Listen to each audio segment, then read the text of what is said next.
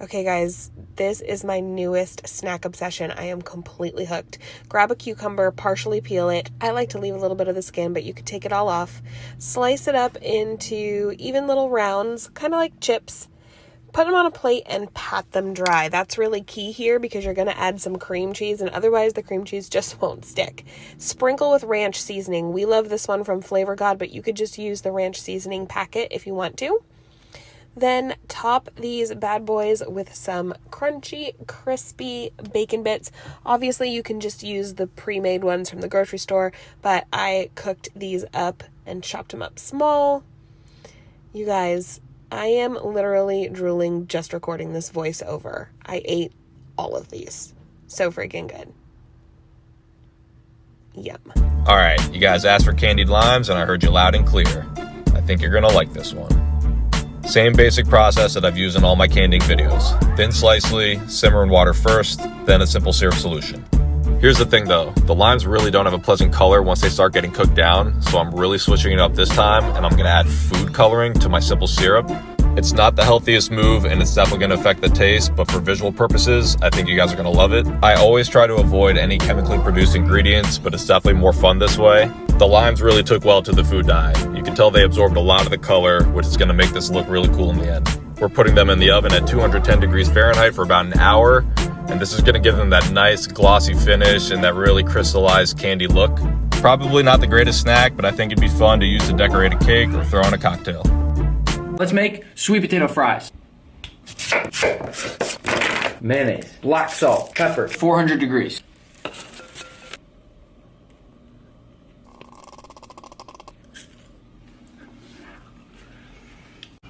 Okay, here we go. You're going to flatten your bread with a rolling pin, really, really flat. Take a bowl, crack 2 eggs. Okay, and then you're going to use a glob of cinnamon, a splish of honey, and a chunk of brown sugar. Yum. Whisk away until that be smooth. Use a thin layer of cream cheese. Nobody wants a glob of cream cheese on their roll-up. Thin layer. Half a stick of butter. Smash. Smash. You're going to dip the roll-up in the bowl and fully coat it. Get it all on there. Throw it in a pan. Cook it up. Put some syrup. Eat it. Let's make the easiest potato soup ever. Okay, you need a 32-ounce thing of chicken broth, a 32-ounce of hash browns diced, 1 package of cream cheese, and 1 can of cream of chicken. And then you need some oil to spray your crock pot with. Dump in the hash browns, frozen. There we go. And plop on your cream cheese. And then we're going to add the whole 32-ounce of chicken broth. And then add the whole can of cream of chicken. Add some garlic powder. Add salt and plenty of pepper. Mix it up a little bit, and then I'll put it on low for about 6 hours, and that's what it looks like. And then I add cheese, sour cream, and bacon. And you can add onions too if you like. But this is literally the easiest meal and cheap. Today we're making spinach corn tortillas. We're going to start out by adding 2 cups of fresh spinach to the blender with 1 cup of warm water. Blend until it's nice and smooth. In a separate bowl, add 4 cups of maseca, a teaspoon of salt, and the spinach from the blender. Mix, add an additional cup of water to the blender to get the remainder of the sauce, and add it to the bowl. Continue mixing and add more water as needed. I ended up using a total of 3 cups of warm water. Once your masa is nice and smooth and it doesn't stick to your hands, it's ready. Roll it into a nice smooth ball of dough. Place it between the plastic and the tortilla press. Gently press down on it. Remove it from the plastic and gently place it on the skillet. Cook for 15 seconds on the first side. Flip and cook for an additional 45 seconds to a minute on the second side. Flip again. Once it puffs up, it's ready. With the amount of ingredients we used, we made almost 2 dozen tortillas. And enjoy. You hungry? Let's make a snack. You take bulk Italian sausage, the spicy kind, right? Mix that with ground beef, 80-20, Add in some complete seasoning, some onion powder, red pepper flakes, some dry fennel, and as much garlic powder as you like. Mix it up real good, form it into a ball, and then stuff the cheese inside. Roll them all up, put them on a sheet tray, and get them into a hot oven. Now we need a sauce. Heavy cream. Here's your life hack. Don't boil the ravioli in water. Put it in the cream. Add store-bought pesto right to the cream. For a little bit more flavor, a little bit of chicken bouillon.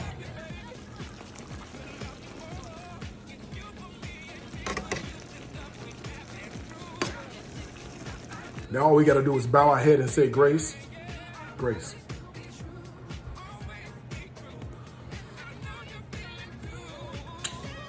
Oh God.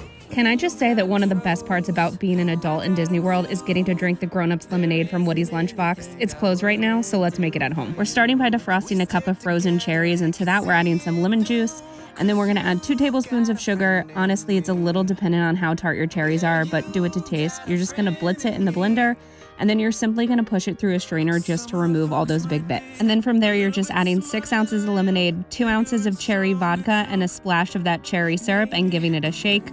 This one's my favorite, and it pairs so nicely with tachos, which I do have a recipe for. Then you just pour it over ice and enjoy. You stop scrolling, which means you like garlic. Now let's make garlic and lemon white bean hummus. Go ahead and grab your garlic, chop its head off, drizzle with some olive oil, wrap it up, and bake. Then unwrap and squeeze out its guts. Yes, very satisfying. Blend together cannellini beans, garlic guts, olive oil, salt, pepper, and 1 tablespoon of lemon juice. Lock it up, blend it up. Beautiful. Separately blend together your basil, olive oil, and some salt to make your basil oil. So creamy. Now create ridges and fill them in with that basil oil. That is how this Italian does hummus. These are by far the best caramel apples you'll ever make. It's even better than Disney. Always use Granny Smith. De-wax the apples by dipping them in boiling water for about 10 seconds while spinning them. This will make the caramel stick. 3/4 of a cup of butter, 1 can of sweetened condensed milk, 2 cups of packed brown sugar, 1 cup of corn syrup, a dash of salt. Get your toppings ready, get a glass of ice water, and at least 4 spoons. Turn it on to medium heat and start stirring. You're not going to stop stirring till it hits 248 degrees. You don't have a candy thermometer, it's the firm ball stage. You drop a little bit in the ice water to test. I use both methods because I'm a perfectionist. I tested at least 4 times. Once you hit 248, remove from heat. Dunk your apple in and twirl it around. Add your topping. I'm using flake salt and M&Ms. Here we go, baby. Check it out. Look, you can see it's pre-sliced. Slice it right down the middle. Just like so. Peel them off and put them on. Easy peasy. Just out of consideration to the guests, we're gonna go original. We're gonna give it a little pre-sprinkle. Pre-sprinkle, baby. Yes, sir. Some balsamic glaze. We're gonna lay it over just like that. Then we'll hit it with some basil. We're gonna put some basil on top too. It's gonna be dang good. Don't forget a little bit of olive oil too if you like. It's not a must, but it doesn't hurt. Cut you up some fresh basil leaves. Why not? Make it rain, baby. Basil leaves all day. One last drippy drip of that balsamic glaze. One more time, just a little bit more, because you really can't overdo that stuff. It's so good. And one more time with the Danos. For everybody that thinks I'm way overdoing it, there you go. You're welcome. Probably the best you ever had. Support your heart and lower your blood pressure with lizard blood. Take half of 1 beet and add it to your blender, along with 1 cup of pomegranate juice, a handful of spinach, smush it down in there. Then you'll add honey to taste, 1 cup of milk. Yes, I made a mess. Cup of ice. Like and subscribe. Enjoy. Okay, so I'm back to candying again, and today it's ginger, or the ginger root. And this is what it looks like with the skin on. We're gonna trim it up a little bit, make it easier to peel. I'm using a spoon, which is a nifty little tool to use. When you're done peeling, it should look like this. Looking at them now, it kind of reminds me of potatoes, and very similar to potatoes. The ginger root is very dense, so you have to cook it for a while. I boiled them for at least an hour to an hour and a half before I strained it the first time and put it back into some sugar water to boil again for about another hour. But when they turn this really nice amber color and you see the syrup has reduced a little bit, they're probably ready to be taken out and put onto a baking sheet to be dried out in the oven for about another hour. So the process is pretty long with this, I'm not gonna lie, but it's worth it if you ask me. Ginger like this is hard to find. There's a lot of health benefits, even if it is covered in sugar. It's great for digestion. They also have a really long shelf life and ended up like little sweet and spicy gumdrops. We're making the best salmon dish ever and low carb. Get a salmon fillet skin side on, cut it into pieces. Voila. Drizzle olive oil, both sides, salt and pepper both sides. Add them to the pan, skin side down. Cook it 90% of the time on the skin side. Cherry tomatoes in half. Chop your garlic and your parsley. Boom. Buy this. Rough chop olives. Give them a rough chop like that. Take them out, set them aside. Hunk of butter, add it. Tomatoes. Garlic to the party. Give it a stir. Everybody goes. Salt and pepper. A little bit of crushed red. Heavy cream. About a cup. Pecorino Romano. Get some in there. Parsley. Squeeze some lemon. All over. Okay, this is definitely the best pizza dough recipe out there. The crust is crispy and airy and the dough is super light and fluffy. Here's how I make it. So start with your yeast water. It's just water, sugar, and yeast. Mix it all up. Make sure it's warm water. Cover with a plate. Let it bubble up. Next, sift 5 cups of flour. Add salt. Mix it all together. Make a well and add your yeast water to the well. Mix it all up starting from the center all the way to the outer edges. When it looks like this, add your oil and start kneading with your hands. If it's sticky, flour your surface and flour your dough. Your dough should be supple and bouncy just like this.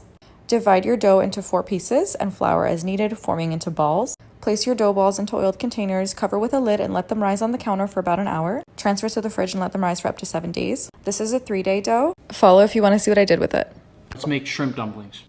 8 ounces of ground pork, a few cups of purple cabbage, 2 chopped green onions, a pound of chopped shrimp, a tablespoon of fresh grated ginger, a tablespoon of mirin, a tablespoon of sesame oil, and a little salt. In the center of your wrapper, place a tablespoon of filling. Line 2 of the edges with water and seal. Let's cook some of these babies up. You can also steam them. A little bit of chili oil, a touch of soy sauce, and a couple chives. They were so good that even pesto wanted a little bit. One of the best things I've ever made.